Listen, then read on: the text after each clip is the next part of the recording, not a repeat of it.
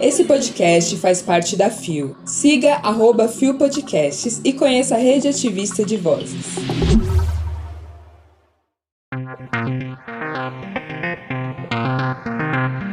Dia Internacional das Drag Queens e a arte que desafia padrões. Dupla maternidade segue sendo ignorada nos contextos de arranjos familiares. Ator de Stranger Things revela que sexualidade de Will já era sugerida desde a primeira temporada. Segunda-feira, 18 de julho de 2022. Hoje é o Dia Internacional Nelson Mandela. Olá, eu sou o GG e este é mais um Bom Dia, Bicha. E vamos de começar a semana com a vibe lá em cima, hein? Levanta, viada, vamos assim! O seu podcast diário de notícias sobre as comunidades LGBTQIAP+. 6 e ônibus. Deu na CNN Brasil, Dia Internacional das Drag Queens, a arte que desafia padrões, publicado em 16 de julho de 2022 por Ingrid Oliveira e Rafael Câmara. Neste sábado, dia 16, foi celebrado o Dia Internacional das Drag Queens. A data visa dar visibilidade para o movimento cultural que quebra padrões e luta por liberdade. Ao contrário do que se pensa, ser drag queen não tem relação com identidade de gênero ou orientação sexual. Fazer drag queen é uma arte, uma cultura, e qualquer pessoa pode mergulhar nesse universo. O movimento surgiu no teatro em uma época em que mulheres eram proibidas de interpretar papéis femininos. Dessa forma, os homens tinham essa função. Isso ganhou outro patamar na década de 1960, quando as drags passaram a ser vistas como um movimento cultural. No Brasil, as artistas eram conhecidas como transformistas, por conta do uso de apetrechos femininos. Elas se apresentam em passarelas, teatros, boates, danças. Os caminhos abertos lá atrás fizeram com que alguns artistas atuais escrevessem o nome na história. Pabllo Vittar, por exemplo, foi a primeira drag queen a se apresentar no Festival Internacional Coachella. O destaque também chegou às telas quando a presença de César, a drag Jimmy Kier, que participou de um reality show na TV aberta. Homem cisgênero com vestes de mulher, mulher trans montada como drag, gays, lésbicas, não importa. Como explicou a drag queen Dakota Monteiro, de 26 anos, à CNN, o movimento drag pega tudo aquilo que lhes foi dito que é natural, que é regra, e rejeita. Ele burla e quebra padrão, disse. A artista faz parte do elenco do reality show Queen Stars Brasil, lançado em 2022. Dakota diz que a arte mostra visual e performaticamente que o que nos foi apresentado como feminino, masculino é não só construído, mas construível e desconstruível, passível de abstração, caricatura e muito mais. Afirma. Quando a artista está montada, ela se diz capaz de tudo. As pessoas nunca sabem o que esperar de uma drag queen, então tudo é justificável, eu me sinto invencível. Mas não é algo falseado, forçado nem nada do tipo. É eu sendo 100%. É a minha essência condensada numa persona. Destaca. Para ela, o patamar alcançado com as cantoras ainda está longe de ser o ideal. A LGBTfobia ainda é muito escancarada. A própria Pabllo Vittar foi usada em fake news. Algumas de nós têm visibilidade e dinheiro, mas isso não significa aceitação e respeito de todos. Lamenta. Para ela, a solução é a valorização do trabalho como artista, sem estereótipos. As pessoas precisam validar nosso trabalho como uma arte e como um trabalho que leva anos para ser lapidado, disse. A arte drag é tão gigante que merece mesmo um dia internacional só dela. É uma arte secular, começou no impedimento das mulheres no teatro, mas ganhou esse viés que conhecemos hoje junto com o nascimento da cultura pop, lá nos anos 60. Eu tô passada. Há quase 2 anos, em 11 de setembro de 2020, saiu um episódio do Rio Bicha só sobre a arte drag. Menina, a gente vai se divertir horrores, venha logo. Depois que acabar aqui, dá uma rolada aí no feed e ouça Na Força do Bate-Cabeça. cabelo. Como eu digo nesse episódio do Que o Bicha, a arte drag é mais do que uma expressão artística, é um ato político. Você tá me entendendo? E a gente tá muito bem servida, obrigada, de artistas talentosíssimas que hoje estão no mainstream. E em nenhum país do mundo isso acontece como acontece aqui. E o quê? Mais uma prova de como a arte drag se apresenta politicamente, batendo de frente com os tempos sombrios em que a gente vive. E sim, como expressão artística, ela é aberta a qualquer pessoa, independentemente de orientação sexual, de identidade de gênero. Mas nós, pessoas das comunidades LGBTQIAP+, nos apropriamos dessa arte como resistência. Não de agora, desde sempre. Deu no IG delas. Maternidade dupla. Nossa família existe sim. Publicado em 15 de julho de 2022 por Daniela Ferreira. Embora o mês do orgulho já tenha acabado, essa não é a única época do ano em que pessoas LGBTQIA+, devem receber visibilidade. Especialmente em um momento político em que tanto se debate os valores familiares, algumas famílias são deixadas à margem da sociedade, precisando constantemente tentar validar a sua existência. Como as famílias formadas por duas mães, a dupla maternidade é geralmente ignorada nas questões sobre a maternidade. Paula Dalalho Frisson e Camila Kraus, mães de um menino, compartilham no Instagram a vivência da dupla maternidade, com conteúdos de resistência à homofobia. Paula conta que desde o início do relacionamento, as duas já possuíam o desejo de ter um filho juntas e, com o tempo, começaram a procurar meios em que se sentissem confortáveis. Entre os diferentes caminhos que pessoas LGBTQIA+, podem passar para ter filhos, o da reprodução assistida e o da adoção são os mais comuns. No entanto, esses dois métodos costumam ser processos demorados e vistos muitas vezes com preconceito pela sociedade.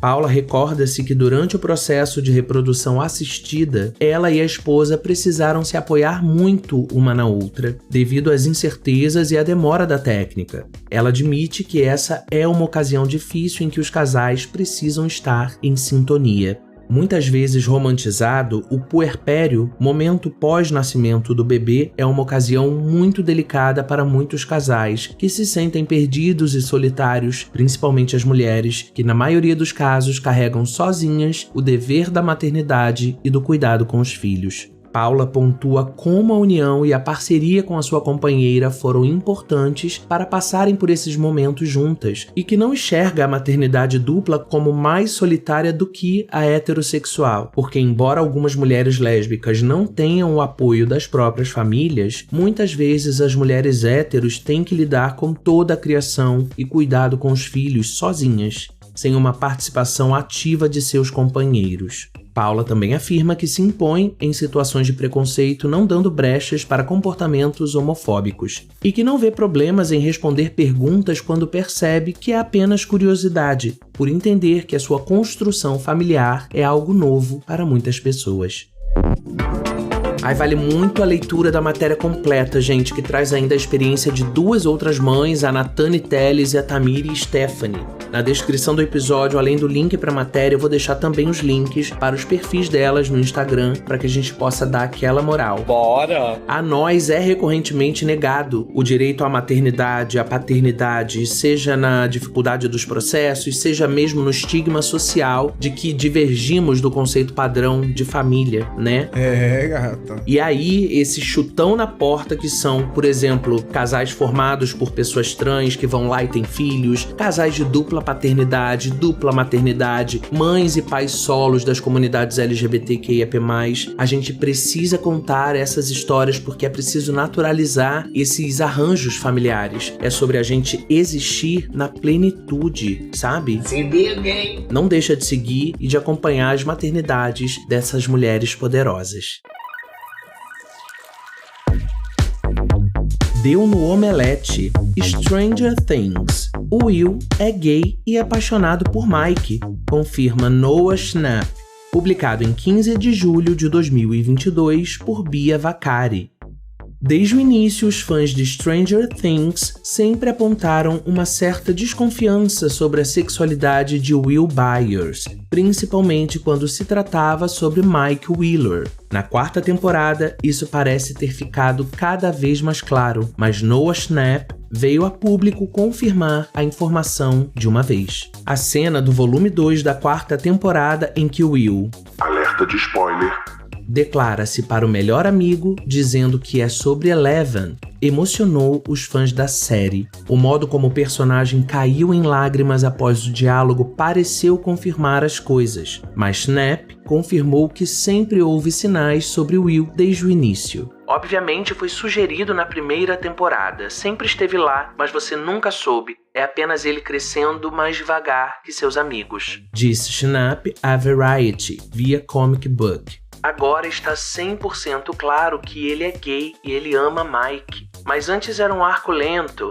Eu acho que é feito tão lindamente porque é tão fácil fazer um personagem de repente ser gay. Ele continua. As pessoas vieram até mim. Eu estava em Paris e um homem de 40 anos veio até mim e disse: "Uau, esse personagem de Will me fez sentir tão bem. Isso é exatamente quem eu era quando criança." Isso me deixou tão feliz em ouvir. Eles estão escrevendo esse personagem real e essa jornada real e luta real e estão fazendo isso tão bem. O ator pontua que não sabia do futuro de Will até certo ponto. Anos atrás, durante a 1ª temporada, eu não sabia até onde os irmãos Duffer queriam ir com este personagem. Então, eu estava meio que descobrindo isso tudo junto com o público. Mas agora que falei com eles e vi o programa, eu sei o que eles querem fazer com isso. Eles obviamente não me disseram nada também. Estou sempre estragando as coisas, então eles nunca vão compartilhar nada comigo. Então é muito difícil descobrir por conta própria. E meio que percebendo mais tarde, tipo, oh, isso faz sentido, e isso foi intencional. A 1ª parte da nova temporada de Stranger Things chegou à Netflix em 27 de maio de 2022, após alguns adiamentos por conta da pandemia de Covid-19. Dividida em 2 partes, a temporada completa contará com 9 episódios de durações estendidas que somarão um total de quase 13 horas de conteúdo inédito.